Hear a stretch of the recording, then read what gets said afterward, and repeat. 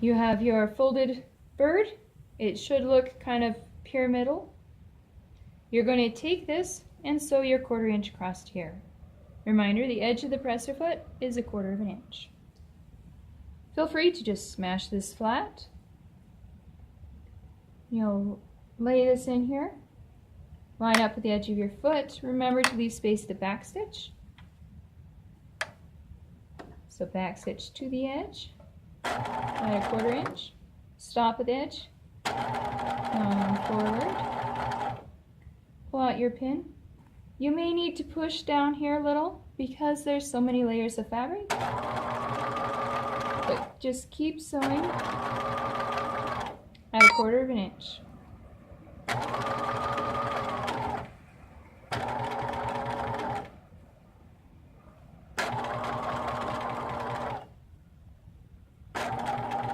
When you reach the end, don't forget your back stitch.